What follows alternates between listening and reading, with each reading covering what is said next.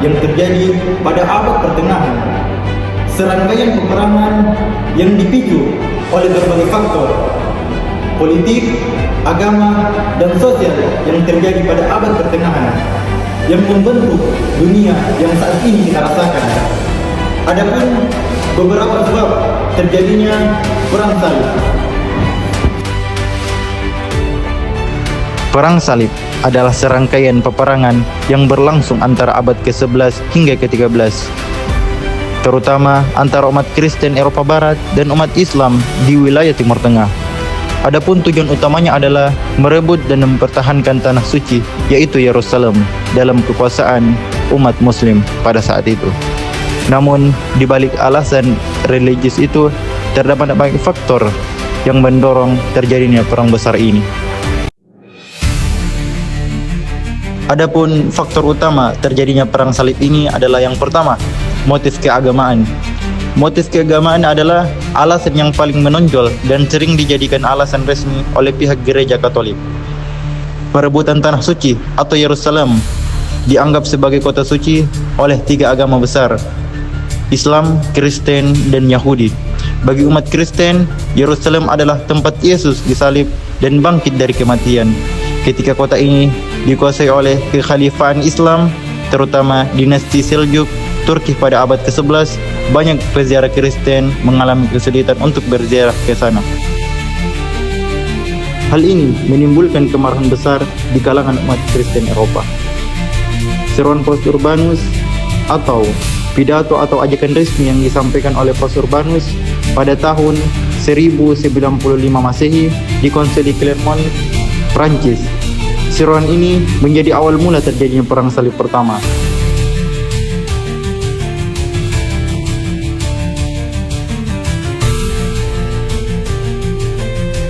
Adapun isi pidato dari Paus Urbanus adalah menyerukan agar umat Kristen bangkit dan mengangkat senjata untuk merebut Yerusalem dari tangan kaum muslimin. Ia menjanjikan bahwa siapapun yang ikut perang akan diampuni dosanya dan dijamin masuk surga. Seruan ini sangat kuat pengaruhnya sehingga pada masa itu masyarakat Eropa sangat religius. Semangat jihad Kristen, perang ini dianggap sebagai perang suci, sebuah kewajiban spiritual. Para kesatria dan rakyat beranggapan bahwa mati di medan perang ini akan membawa mereka ke surga. Adapun faktor selanjutnya yaitu faktor politik dan kekuasaan. Selain agama, faktor politik sangat berperan besar juga. Permintaan bantuan dari Kaisar Bizantium Romawi. Kekaisaran Bizantium sedang terancam oleh serangan Turki Seljuk pada saat itu yang merebut sebagian besar wilayah Asia Kecil atau Anatolia. Kaisar Alexios Komnenos meminta bantuan kepada Paus untuk melawan orang Turki pada saat itu. Awalnya tujuan Paus adalah membantu Bizantium, tetapi kemudian berkembang menjadi ekspedisi besar untuk merebut Yerusalem pada saat itu. Ambisi Gereja Katolik Roma. Gereja Katolik Roma ingin memperluas pengaruhnya dan menyaingi Gereja Ortodoks Timur dengan menyatukan umat Kristen Eropa di bawah satu komando, yaitu Paus.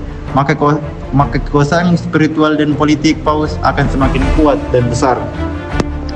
Persaingan antar kerajaan di Eropa. Banyak raja dan bangsawan Eropa yang melihat perang salib sebagai kesempatan untuk memperluas wilayah dan memperoleh pengaruh politik di Timur Tengah. Selanjutnya yaitu faktor ekonomi. Motif ekonomi menjadi salah satu alasan tersembunyi, namun kuat yang mendorong terjadinya perang salib tersebut. Kebutuhan lahan dan kekayaan baru Eropa pada abad ke-11 mengalami kelebihan jumlah penduduk, sementara lahan pertanian dan sumber daya terbatas. Perang di timur dianggap sebagai peluang untuk mendapatkan tanah baru dan kekayaan.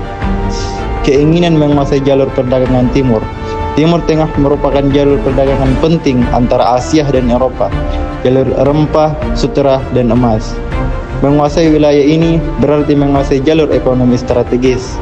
Kota-kota dagang seperti Venesia, Genoa, dan Pisa bahkan mendukung perang salib karena mereka berharap mendapatkan keuntungan besar dari perdagangan di Laut Tengah. Harta rampasan perang. Banyak bangsawan dan tentara yang ikut perang salib demi harta rampasan dan kekayaan dari wilayah timur. Adapun faktor selanjutnya yang membuat perang salib ini terjadi adalah faktor sosial dan budaya. Selain agama, politik, dan ekonomi, faktor sosial juga turut berperan. Kondisi sosial Eropa yang tidak stabil, banyak kesatria dan bangsawan kecil yang menganggur setelah masa perang antara bangsawan di Eropa. Paus menggunakan kesempatan ini untuk menyalurkan semangat perang mereka ke arah suci di Timur Tengah. Adapun pengaruh fanatisme keagamaan gereja pada masa itu memiliki kekuasaan yang sangat besar antara kehidupan masyarakat. Fanatisme dan kebodohan masyarakat membuat mereka mudah dipengaruhi oleh ajakan perang yang disebut sebagai panggilan Tuhan. Petualangan dan keinginan mengubah nasib. Banyak rakyat biasa yang ikut perang salib dengan harapan dapat memperbaiki kehidupan mereka, baik melalui harta rampasan, tanah, maupun status sosial. Jadi kesimpulannya adalah perang salib bukan hanya disebabkan oleh satu faktor saja, meskipun alasan yang paling sering dikemukakan dan sering kita dengar adalah tentang keagamaan atau perebutan tanah suci Yerusalem dan seruan Paus. Sebenarnya di balik itu terdapat banyak faktor. Ada faktor politik, ekonomi, sosial yang sama kuatnya.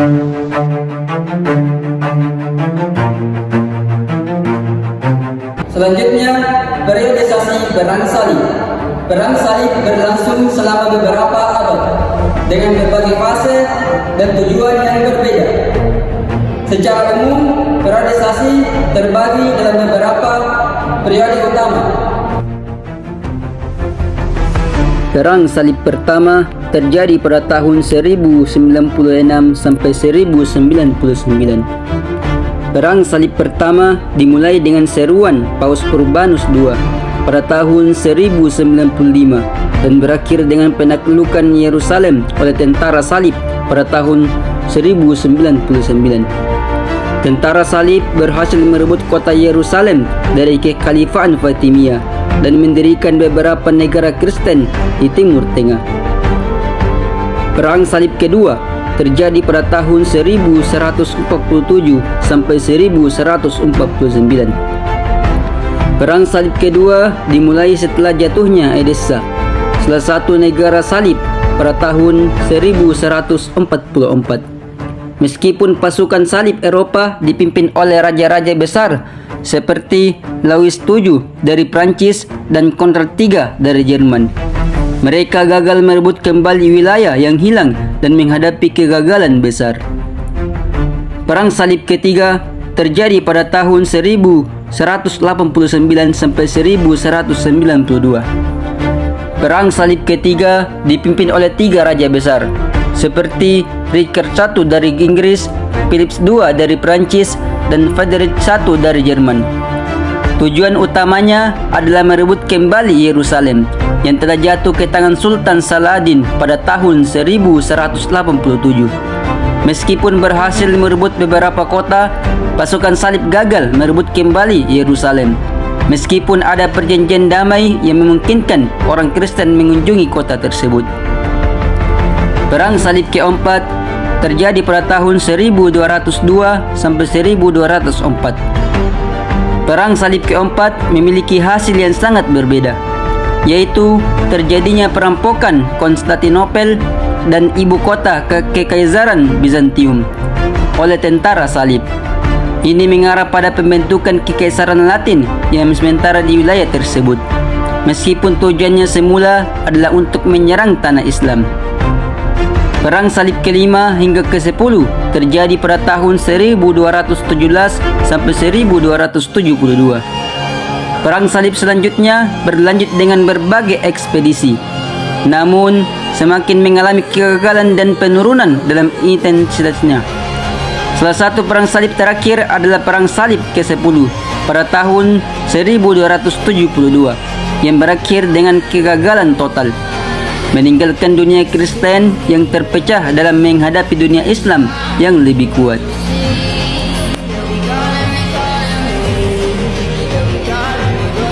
Tabungan ketiga ketiga yaitu dampak perang salib. Perang salib membawa dampak yang signifikan bagi sejarah Eropa, Timur Tengah, dan juga dunia secara keseluruhan. Adapun beberapa dampak utama diantaranya yaitu Adapun yang ketiga yaitu dampak perang salib. Dampak perang salib sangat luas dan kompleks, baik dari segi politik, agama, ekonomi, maupun sosial budaya, dan terasa di dunia barat. Yaitu dunia Eropa dan Islam.